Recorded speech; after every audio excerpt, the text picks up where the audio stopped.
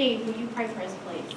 Let us pray. Father, we thank you for your goodness, for your abundant blessings. Thank you for allowing us to be part of this club and part of this community.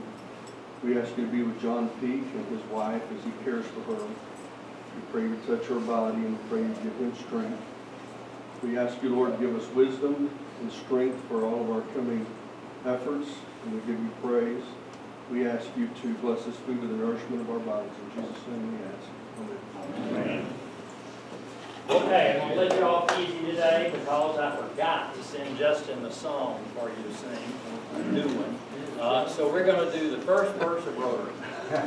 R-O-T-A-R-Y, that spells Rotary. R-O-T-A-R-Y is known on land and sea. From north to south, from east to west, he profits most who serves the best. R-O-T-A-R-Y, that spells Rotary. Amen. Go get him. Go get him. That's the only one I know, Nelson. Don't be stealing my song. That's what they have to sing when you're not here. All right, you good? Okay, we had one birthday this weekend. Jeff Haywood's birthday was on the 6th. So if you see Jeff out, wish him a happy birthday. I don't see him here today. Johnny? Ooh, where is Johnny? I'm eating. Are you ready? All ready to already. We've not ever seen you when I walk.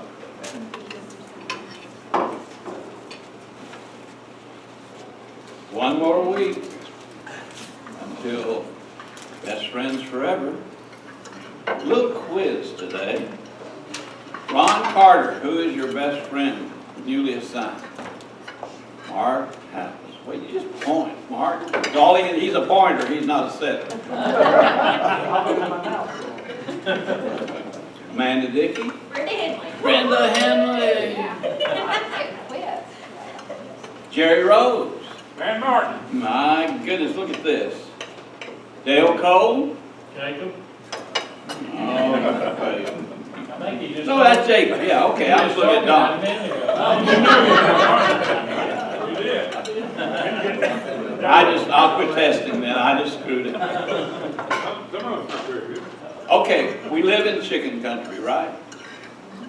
And we've all seen, well, some of you young folks probably haven't, seen the Green Acres show when it was on. There was a fellow that worked in the stock exchange in New York City, and he got really tired of the stressful life. So he moved near Batesville and bought him a chicken farm. Knew nothing about chicken farming. Neighbor came over and introduced himself, and he said, well, I've been a chicken farmer for 25 years, and I'm going to help you get started. I'm going to give you 100 chickens to get you started. About 2 weeks later, he went back and said, how are you doing with your chickens? He said, they all died. Well, he said, I don't understand that. My chickens are healthy. I've never lost a chicken. But listen, let me tell you, maybe I didn't give you enough. I'm going to bring you over 200 chickens, and you'll have a better chance of their survival. A couple of weeks he went back and he asked the new farmer, he said, how are the chickens doing? He said, just don't know. Just don't, I lost all 200 of them. The farmer said, well, let me ask you, what are you doing? He said, well, I don't know if I'm planting them too deep or it's too much fertilizer.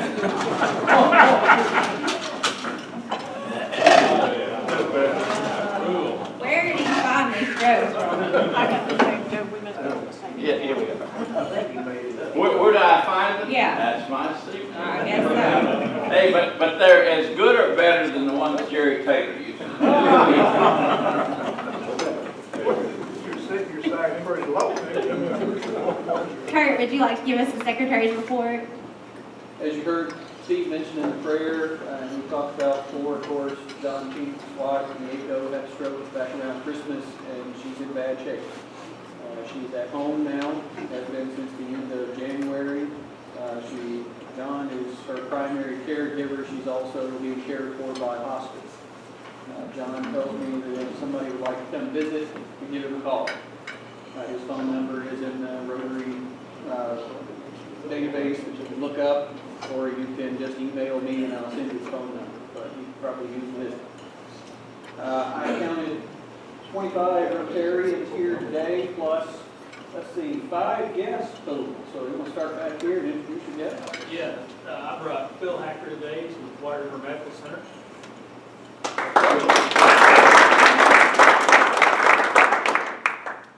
Donna? I have David Branscombe. He is one of our senior technicians and actually our team lead, very important person at Ozark Information Services. Well, Oh, Lacey Mitchell with the Batesville Rotary. and a couple, I think, from the high school. If you want to stand up and introduce yourselves. My name is Colin Emery. I'm from Batesville High School Student Council. And I'm Emily Candias.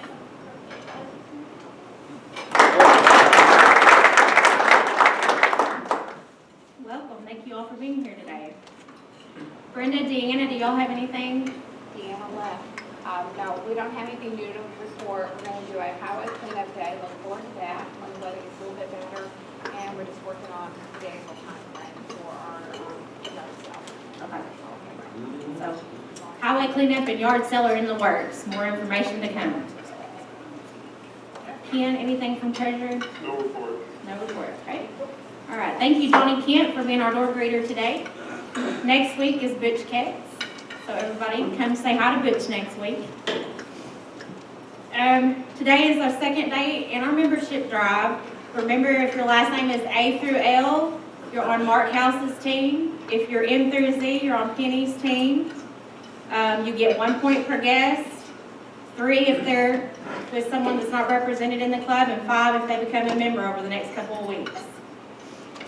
The District Foundation banquet was Friday night in Little Rock. Steve and Matt, Martin and I went, and we each took a guest. We had a really great time. Those of y'all that missed it, you missed out. It was a lot of fun, so look forward to next year. As we said a while ago, the yard sale is coming, probably around the 1st of May. Please start cleaning out your closets and putting stuff back for us, and also saving your Walmart bags, because we can use them. I've got a thank you note here from Lyon College Missions team. They say, thank you so much for your generous gift to our mission trip to Romania. We truly appreciate it. We will be glad to visit your meeting in April to share more about our trip. So maybe we can get someone to come down and tell us a little bit about what goes on.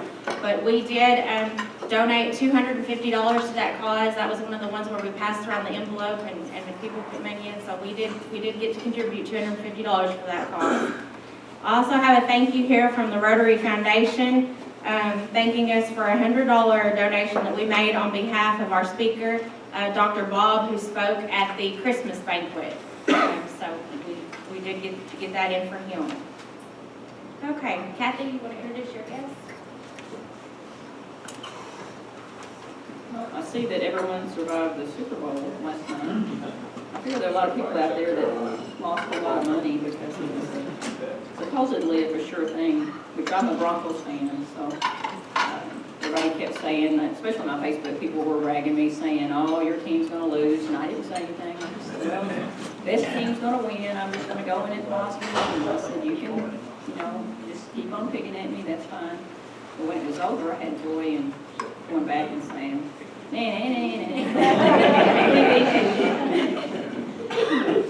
So I've got a question for you.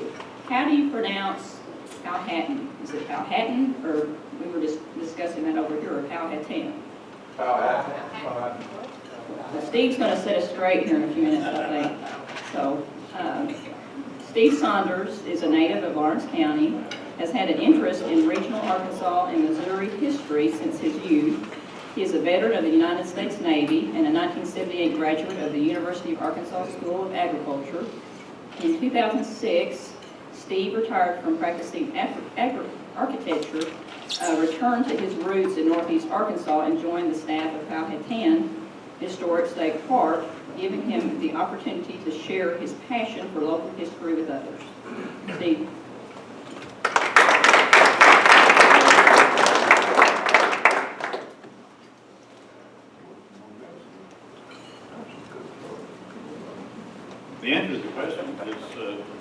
tomato thing. You pronounce it either way. I pronounce it the way it was pronounced back in the 19th century when the town was new and at its largest. And then in the 20th century, as radio and television became part of our world, and they said Powhatan over and over again, it just kind of stuck. And so everybody today says Powhatan, but if that's what you want to say, that's fine. It works either way. Let me make sure I got this on. I'm from Lawrence County. I assume almost everybody in this room is going to be from Independence County. Is that right? And we actually have a lot more in common than you would think, especially in our origins. And that's what I'd like to speak to you about today is the origins of both of these counties. Lawrence County is going to be the older one, and Independence County is going to be formed out of Lawrence County. This is a monument that is at Powhatan Historic State Park, and it was erected in 1936 as a centennial marker to celebrate the 100 years of statehood. But notice at the bottom of it, it says Lawrence County, Mother of Counties. And so that's a term that has stuck with us. And it's because Lawrence County was so big and there were so many counties that were formed from Lawrence County. But technically, it's really not true. Arkansas County came before Lawrence County, and it was much larger than Lawrence County. So really, you ought to be calling Arkansas County the mother of counties. But Lawrence County beat them to the punch on that. And this is the first time I can find it actually used as a term. So we might call Arkansas County the father of counties, maybe. And Lawrence is the mother. This is a list of all of the counties that have been formed from the original Lawrence County in 1815. Some of them in full and some are partial. And then it also includes a number of counties in Missouri because it was Lawrence County, Missouri Territory in 1815 when it was formed. And you see Independence right here. And it was one of the earliest. In fact, it was 1820 is when Independence was formed out of Lawrence County. But let's go back a little earlier than that. Let's go back to the time of the Louisiana Purchase. And at that time, all of this land from New Orleans all the way up to the Mississippi River Valley, that was all part of what they call Louisiana. And by 1804 then, they created the territory of Orleans, which that's the southern boundary of Arkansas today. And they didn't have counties at that time. They just divided things up into districts, and they really didn't have political boundaries that defined them. They were just kind of soft little blobs of districts that were mostly in what is today Missouri. But this was everything from this territory of Orleans line up. That was all part of Louisiana at that time. The line that you see to the left here is one that's going to come back into the conversation in here in a little bit. That's why I drew it in here. It's an 1808 line, and it was a line that was created for a treaty between the Osage and the United States. And the Osage gave up all the land east of that line. And to form that line, you go to Fort Clark or Fort Osage, which is up around Independence, Missouri, a little east of Kansas City. And from that point, then you just draw a line directly south until it runs into the Arkansas River. So they didn't actually go out and survey that line, and nobody anywhere along the line was able to say, you know, this is where that line lies. But it actually goes right through Fayetteville. But We'll come back to that in just a moment, because it's going to help us form the original Lawrence County. So by 1813, they are actually beginning to develop some political boundaries. And so they're defining these boundaries in a written kind of way. Again, they're not going out and surveying these things. But they start up at St. Charles, up in the north, and then work their way down through St. Louis, Washington, which is where the lead mines are, St. Genevieve, Cape Dorado, and New Madrid is this whole chunk right here. And that is the part that Lawrence County is going to be formed from in just a couple of years later. And then you see how big Arkansas County is down here. It's a lot bigger than New Madrid. So it really predates Lawrence County. Arkansas County, Missouri Territory is an 1813 creation. And Lawrence County was founded here in St. Louis. That's where the territorial legislature met. And it was at a house. They didn't have a courthouse at that time, so it was a house of a woman named Miss Burrell. And her house was right about where this little group of trees is, right here in the foreground. And so they met there late in 1814 in December, and then also again in January of 1815, and by January the 15th, the act creating Lawrence County was completed, and we were there. We were Lawrence County, Missouri Territory. This is the part of that act that describes Lawrence County. And what you see in yellow there is the only part that we can actually define. It's the only piece that you can say, that Red River, we know where that is.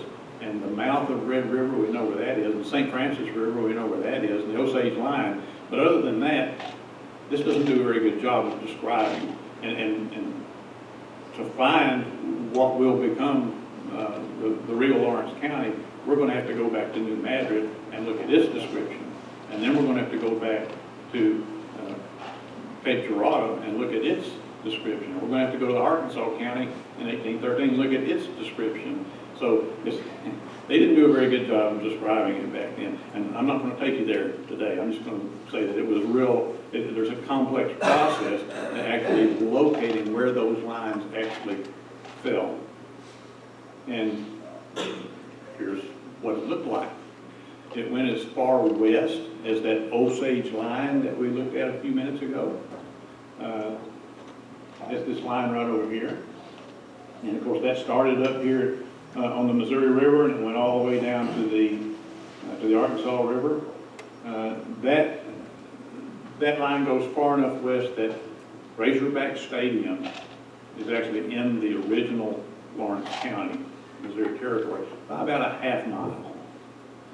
So if you know where Razorback Stadium is, you know pretty well where that western line is. The northern line is about 35 miles into Missouri. And so Branson is in there, West Plains is in there, Poplar Bluff is in there. So a lot of Missouri is there. The southern line is the Little Red River, and then there was a line that went from the mouth of Little Red up to Caruthersville, which was a place called Island 19, which it's kind of odd that Island 19 helped us define Lawrence County, but Island 19 was actually wiped away in the earthquake of 1811 and 12. But by 1815, they're still using Island 19, which is a ghost island, to locate Lawrence County.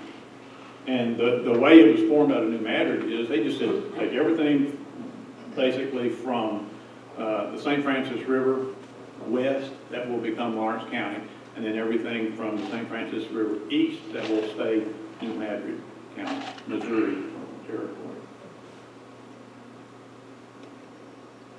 So it began to get broken up pretty quickly. Within 2 years, the United States had treaties with the Cherokee so that they would voluntarily move. This was like 20 years before Indian removal.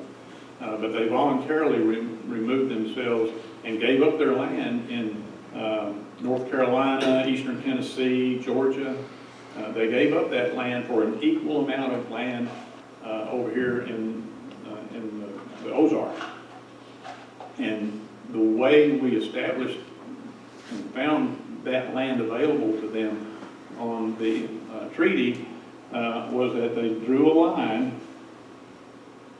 This is the Cherokee land here. This is all Choctaw down here, so we're not really interested in that today. But this is the Cherokee land, and there's a line that runs right through there. It's easy to find this line. That's the Arkansas River, and this one's the White River. But you may be familiar with this Cherokee line. You may have heard about it because Shields Ferry, which is just about 3 miles upstream of here, that was the beginning point, right over here on the south side. And that's where they started that Cherokee line, and it went down to a place called Point Remove, which is about where Morrilton is. So that was one of the very first political boundaries that was actually surveyed and mapped here in Arkansas. And there's still a little piece of that boundary left, and I'll tell you about it a little later. It's about 3/4 mile of the Cherokee line that is still here. When this happened in 1817, took a pretty big chunk out of Lawrence County, all this right here, and of course that came right on down to the Arkansas River there and then back up. That was all Cherokee land right in there. And you can see it started right here at Batesville, working its way down. That's Lawrence County today, right through there. But notice that up here, there's still a lot of what we call Missouri today that's in Lawrence County at that time. But by 1819 and 20, there was a lot of talk.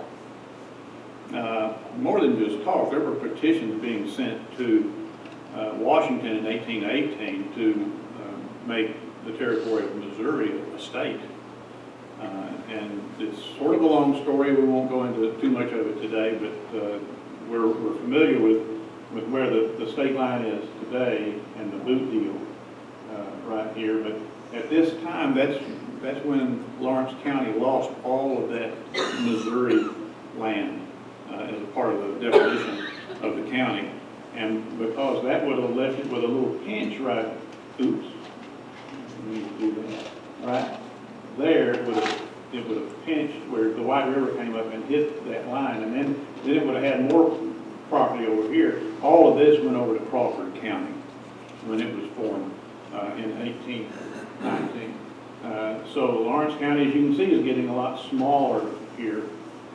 And do you see that little line running right through there? That light line? That was being discussed also about this same time. That's the line that begins to define the proposed new county, which really didn't have a name at that time, but it's Independence County. And the way they found Independence County at that time was they went to a place on Black River, right here. And it was a spot on Black River halfway between the mouth of Strawberry River and Curie Creek. Everybody know where Curie Creek is? So it's halfway between them on Black River.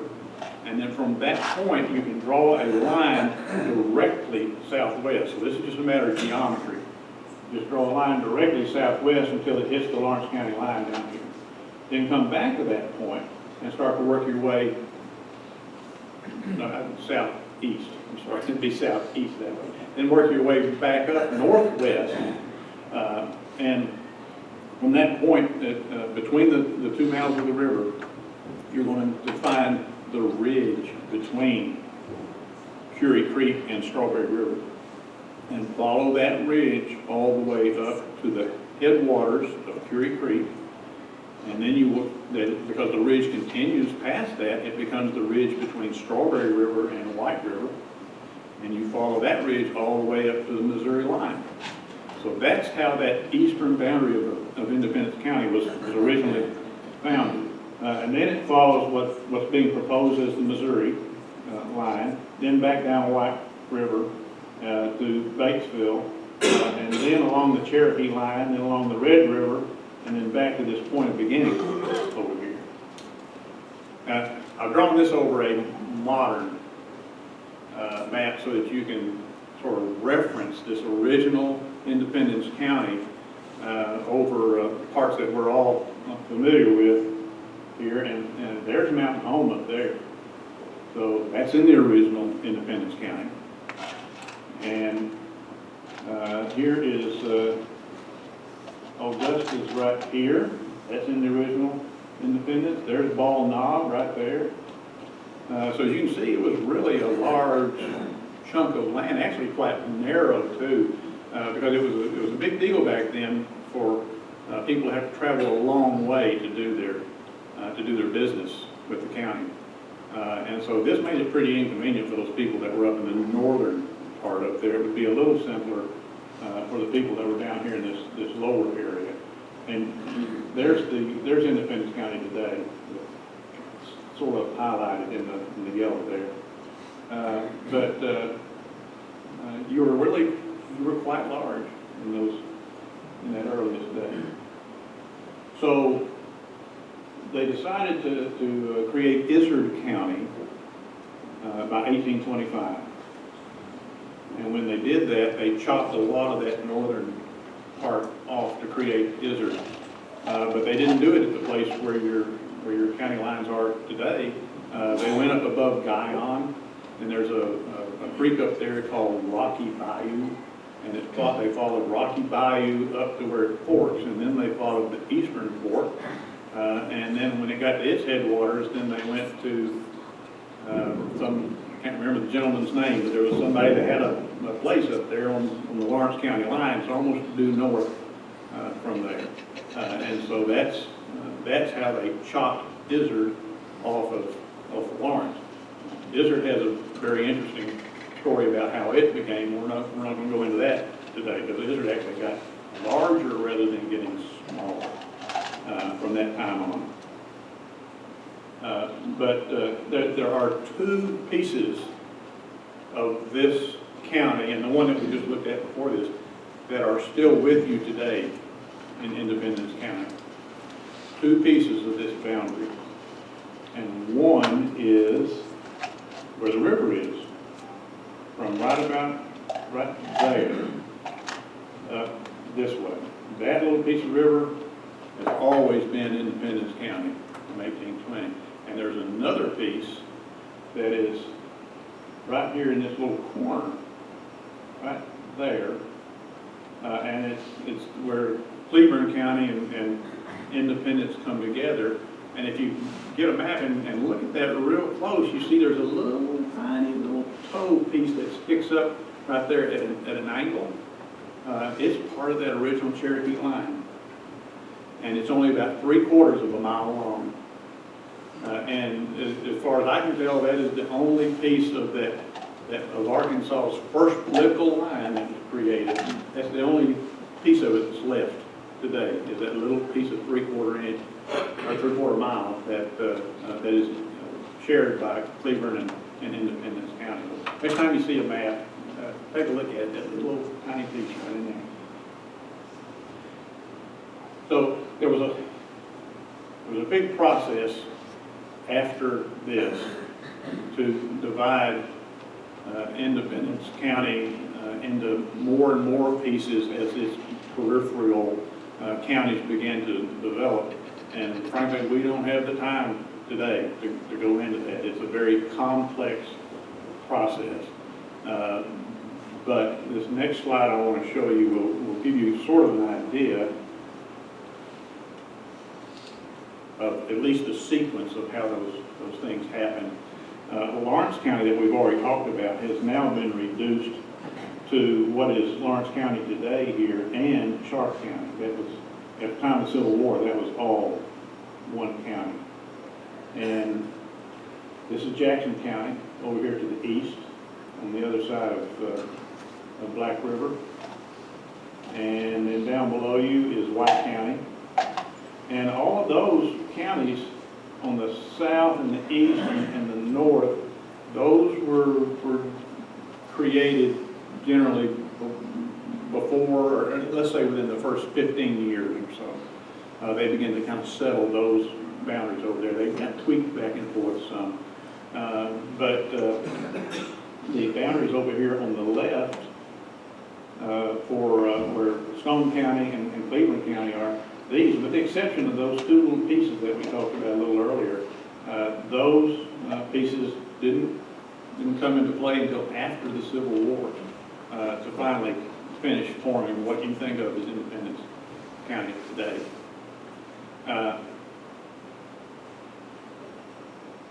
Okay, so in conclusion, I want to talk a little about why this matters or doesn't matter. Why should we even care? You know, these are political boundaries. They're not real lines out there on the ground. They're imaginary lines, but we're all really familiar with them. And the reason we need political boundaries, it's very important that we have them, is so that we can govern ourselves in our county. And towns need political boundaries. You've just had an election recently with Southside and Batesville about whether you would become one town or not. So these political boundaries really are important. But we tend sometimes to think of them as being these hard, carved in stone kind of places. And other than in governing ourselves, they really don't matter very much. And so I wanted to show you how Independence County came about so that you can think of it as being a part of Lawrence County, or being a part of Izzard, or being a part of Stone or Cleveland. I want you to erase those boundaries, other than for political purposes. I want you to kind of erase those boundaries from your head, and even think up into southeast Missouri, because that's where all the people that settled this area and settled Batesville originally, that's where they came from. And so it's important to have that kind of overview, I think.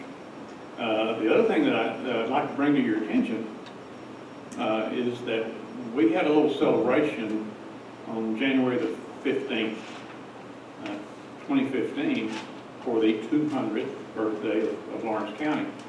It's our bicentennial. And we really didn't do very much. We talked about it a lot.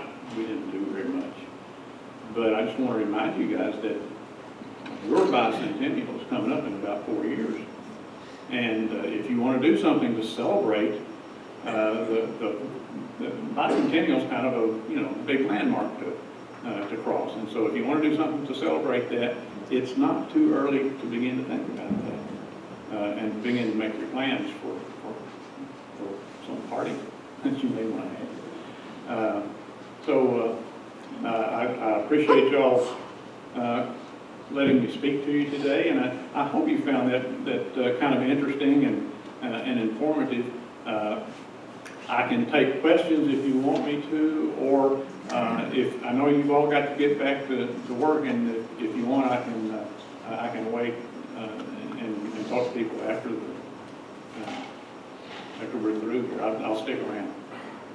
So thank you.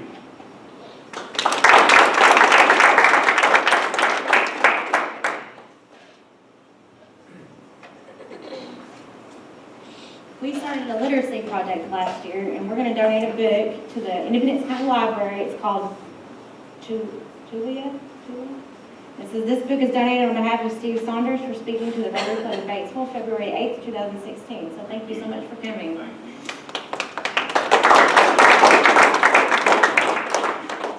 I don't have anything else today. Does anybody have anything for the good Rotary?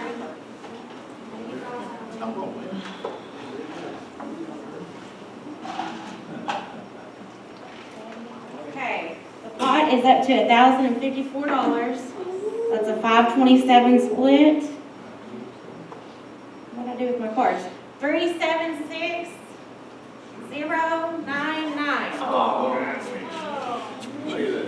Look at that.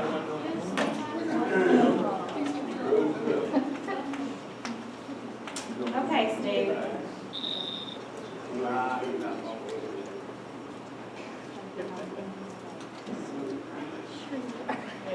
Oh.